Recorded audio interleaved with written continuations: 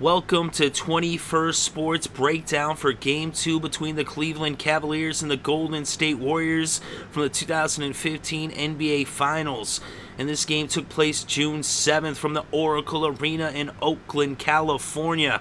The Warriors entered the game up 1-0, taking Game 1, and were looking to go up 2-0, winning both games in Oakland before heading to Cleveland for Game 3, but the Cavs had other ideas as they were looking to split the series before heading to Ohio. And LeBron James had a monster game. He had put up his career high for NBA playoff point total in Game 1, scoring 44, and in this game it was his second highest point total, but he had a triple-double. But we're going to go over some of the highlights, just talk about them from the game, and then we'll go over the stats, and then we'll go into some sports talk analysis about the game. But first, let's go over those highlights, as I said, and it started off pretty tight there in the first quarter, as after one, it was 20-20, so a tie game after one.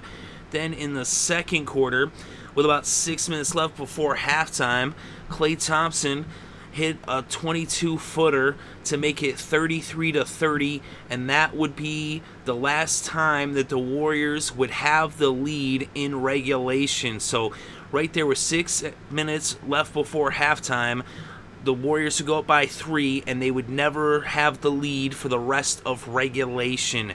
Is the Cavaliers, they then went off, as they would end up going on a 10-0 run before the Warriors scored another shot, so it was 40-33. But then Iguodala breaks up the run, and then the Warriors finished strong going into halftime as they brought it back to a 1-point game. Of course, Klay Thompson hit another big shot. He had a three-pointer with about a little over a minute left before halftime, and that brought Klay Thompson's first half total to 21. So Steph Curry was struggling big time in this game, and especially early on and really throughout the whole entire game. He actually missed a three before halftime, but Klay Thompson stepped up for the Warriors. He kept them in this one, so it was 47-46 at halftime. And as I said, Thompson had scored 21 points in the first half. Then in the third quarter, Curry actually tied the game at 49, just a couple minutes in with a little over 9 minutes still left to play in the quarter.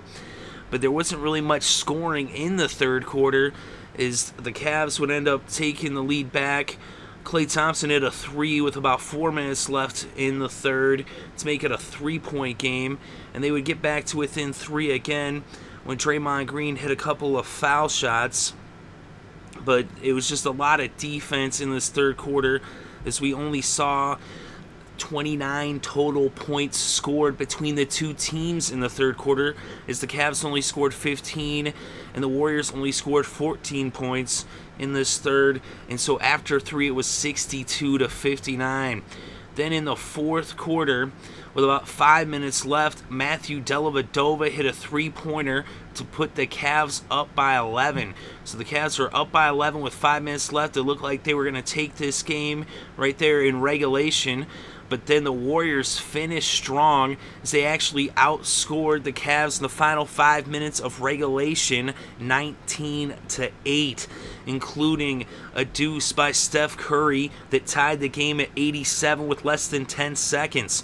So we would end up going to overtime after LeBron missed a jumper, which would have gave the Cavs the win in regulation, and Tristan Thompson with the rebound, he misses the tip-in. So it was tied up at 87 going into overtime. Now let's go to the final 30 seconds of overtime. All right, so Steph Curry drew the foul. He went to the free throw line and he hit both free throws. And that would give the Warriors their first lead since 6 minutes left in the first half, as they were now up 93-92 with less than 30 seconds left in overtime. And then coming out of the timeout, LeBron James would drive the lane, and Draymond Green comes up with a huge block.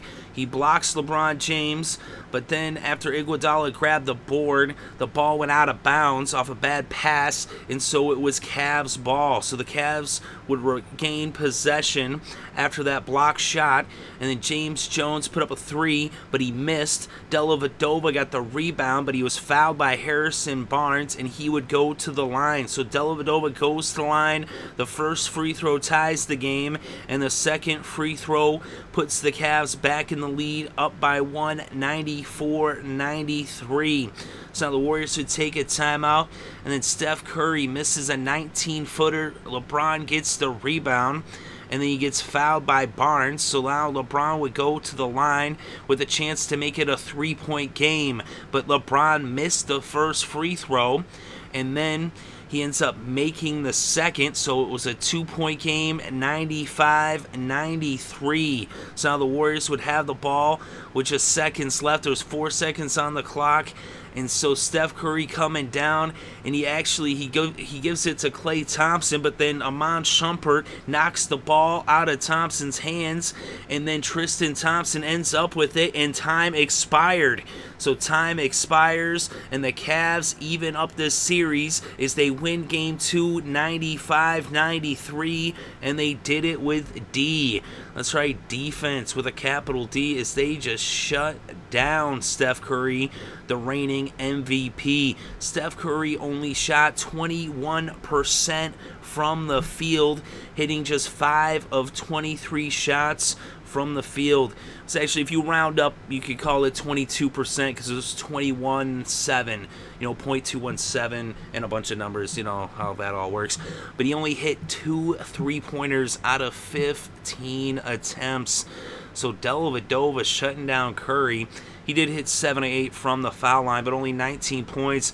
But LeBron James, although he only shot 32% from the field, hitting 11 of 34, he hit 14 of 18 from the free throw line, and he was 50% from downtown, hitting 3 of 6 3-pointers, and he had a triple-double, and it was his second highest point total in the NBA Finals, as he had his first highest total in Game 1, scoring 44, and here in Game 2 he puts up 39 points. But where this performance was even greater, he almost doubled his assist total, and he doubled his rebound total from Game 1, giving him a triple-double, as LeBron had 39 points, 16 rebounds, 11 assists. He also had 1 steal and a block. So LeBron James coming up huge, proving why he is the best player ever, at least arguably. Of course, his supporting cast in this finals is the 3rd worst supporting cast of any team to make it to the finals. At least that's according to ESPN stats. But Timofey Mozgov came up big with a double-double. He had 17 points, 11 rebounds. The only other player to have double digits for the Cavs was J.R. Smith off the bench with 13 points, 4 boards, and a steal, as he had 2 of 5 from downtown, and he was 5 for 13 from the field. James Jones hitting 2 of 4 from the 3-point line. Of course, Dellavedova only was 1 of 6, and Shumpert just 1 of 5. Shumpert only shot 2 for 11 from the field. Dellavedova just 3 of 10, as we really saw some bad field goal percentages in this game. But Dellavedova, he had 9 points, he had 5 rebounds, 1 assist, 3 steals. Shumpert, 7 points, 3 rebounds, 1 assist, 3 steals. Tristan Thompson, he had 2 points, but he had 14 boards, 1 steal and a block. And James Jones, coming off the bench, he had 8 points. He also had 1 rebound, 1 assist, and 2 steals for the Cavs. And for Golden State, Klay Thompson came up big, but it just wasn't enough. He actually shot 50% from the field, as he shot more than twice as good from the field as Curry, hitting 14 of 28. Although he did have 4 3-pointers, but he missed 8 of them, going 4 for 12 from downtown. But he had 35 points, 5 rebounds, 2 assists, 2 steals, and a block. Steph Curry, 19 points, 6 rebounds, 5 assists, and a block. As I said, he was just abysmal from the field and from downtown. One of Curry's worst shooting performances of his career.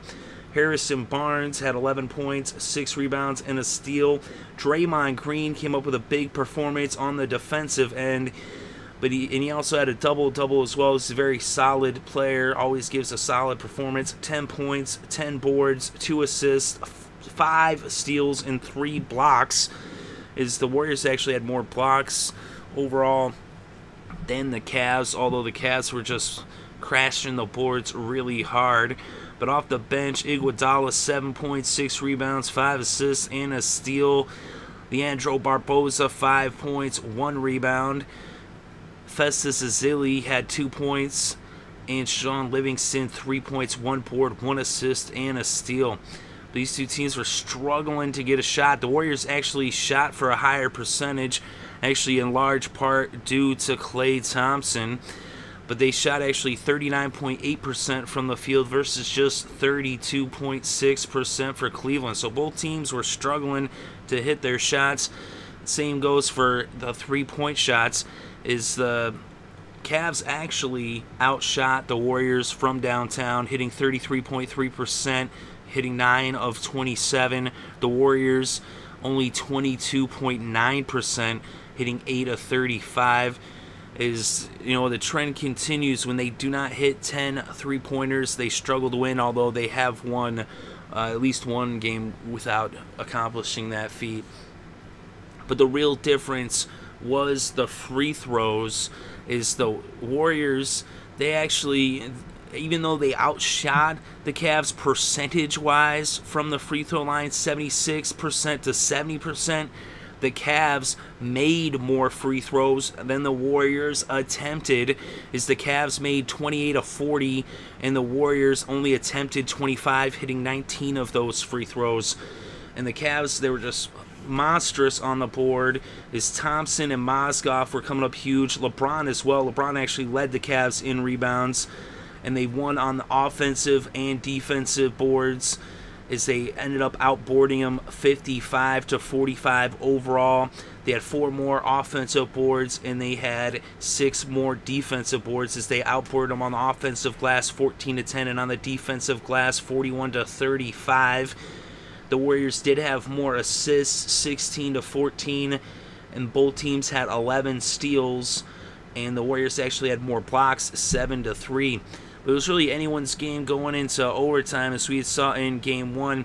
So they're actually playing more of, Cleveland had them playing more of their game in Game 1, but the Warriors ended up finding their shot, and they ended up taking that game in overtime. But here, this game goes to overtime as well, but Steph Curry never found his shot, as he just could not get going.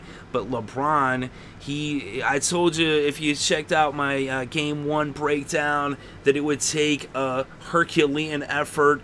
I actually say it would be like a superhuman effort. He'd have to become a superhero almost if LeBron James was going to bring Cleveland a victory or, any chance of taking this series. That's what it would take from LeBron. As I said earlier in this video, this is the 3rd worst supporting cast that a star player has ever brought to the finals. And now with Kyrie going down in Game 1, that really put the Cavs in a position where LeBron would have to just take over and just put on one of the greatest performances if there was any way they were going to even win a game in this series. It looked like they might even get swept the way the Warriors, were playing them. But LeBron, and he had his best performance point-wise in Game 1, and it wasn't enough. But here in Game 2, LeBron, he just was crashing those boards, getting the rebounds, and he was facilitating the offense as well as putting the points up there himself, as he had the 39 points, and he had 11 assists and then 16 boards, as he just went off. So it was a huge performance for LeBron James, as he's showing why he is at the very least in the conversation for one of the greatest players ever to play the game of basketball, and he shows that right here in Game 2 of the 2015 NBA Finals, So just an amazing performance by LeBron, and Curry just, let's say, this is one of his worst games I've ever seen him from a shooting standpoint. is he's the guy who usually hits 50% of his shots and only hitting 21%. At least if you want to round up, you could call it 22% because it was 20.217 is what it actually, came out to, at least from the field anyway. And just abysmal shooting from the three-point line. He was below 20% from the three-point line, it's in about like 17%. It was just horrendous. Of course, Klay Thompson, he stepped it up, hit 50% of his shots from the field, but it wasn't enough. And that's the thing with the Warriors actually, is that they do, have both of Curry and Thompson, who both of them can put up points, and even in this game, they combined for 53, but even still, it just wouldn't be enough.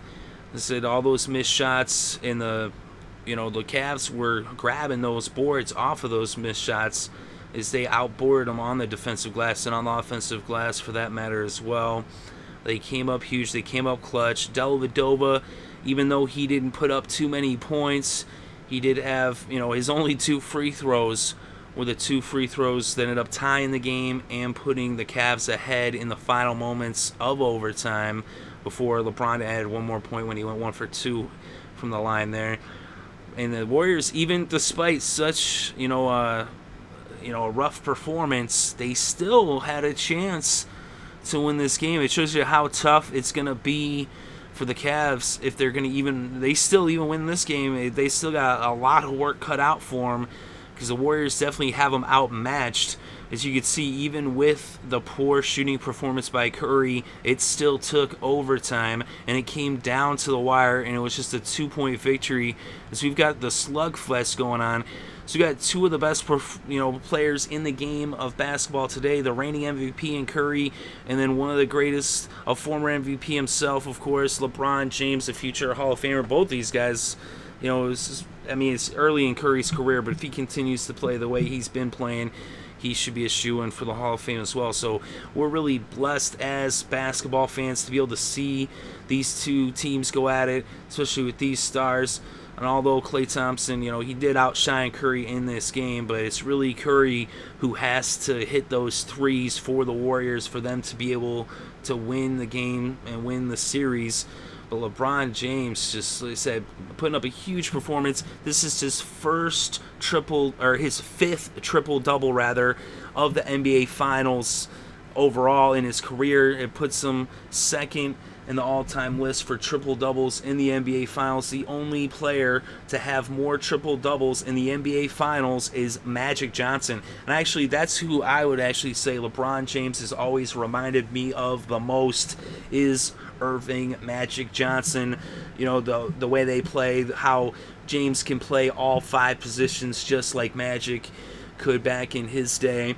And Magic had 8 triple-doubles in his NBA final career, as he was in the NBA Finals in his rookie season. He actually led the Lakers to the finals in that year.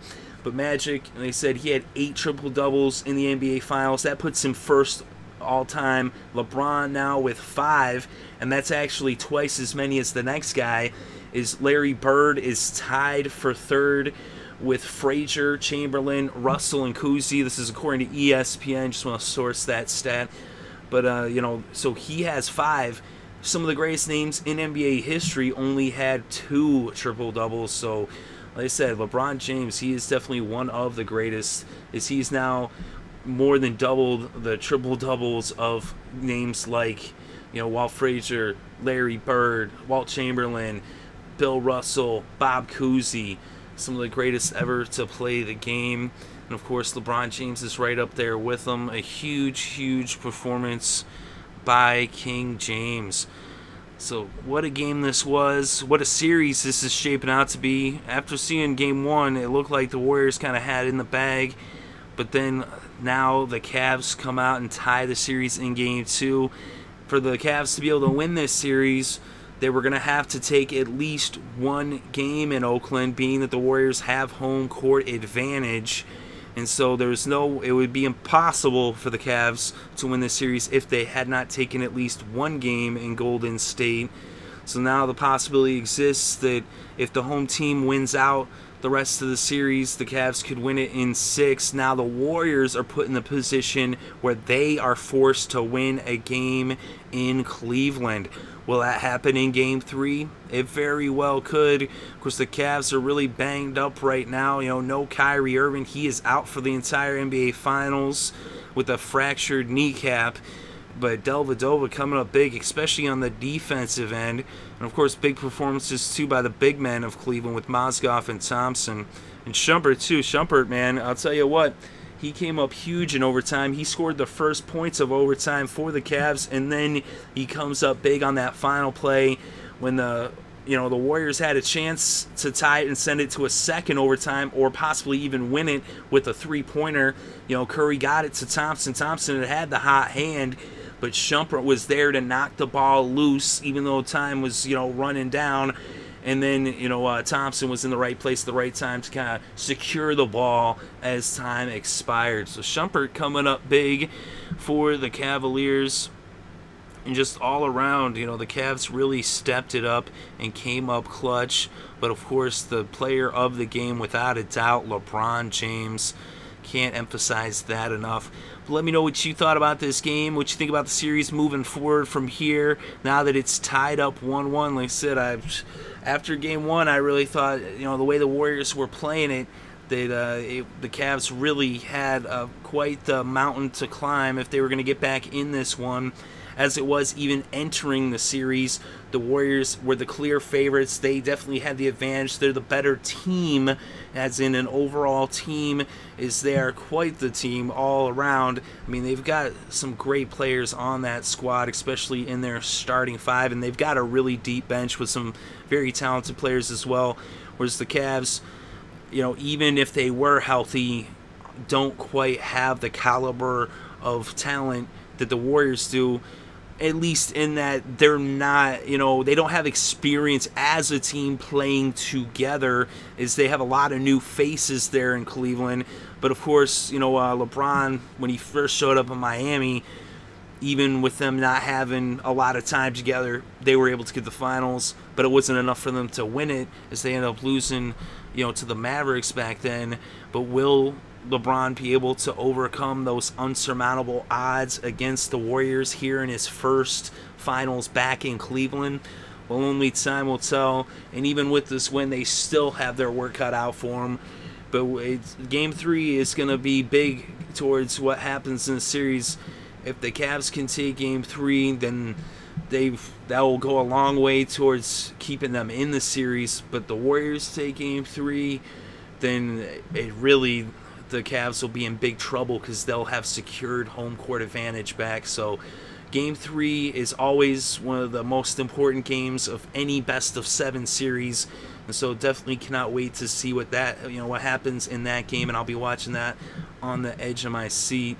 But a really huge, outcome here for the Cavs, making this a series, tying it up 1-1. And so heading to Cleveland for the first time in the finals. Of course, heading back there for, they've been going back throughout the whole playoffs, but for the first time in these finals, they'll be going to Cleveland for Game 3 after splitting in Oakland here in Games 1 and 2.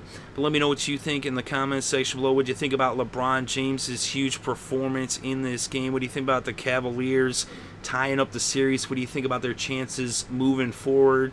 What do you think about Steph Curry having one of his worst shooting performances ever, especially in the playoffs, his worst shooting performance of these playoffs? So let me know what you thought about that in the comments section below. What do you think about the Warriors moving forward? Where do they go from here? What's going to happen in Game 3? Definitely interested to read your thoughts and opinions. Thank you very much for listening. It is greatly appreciated. I hope you're having a good day and had a great weekend and enjoyed all the sports.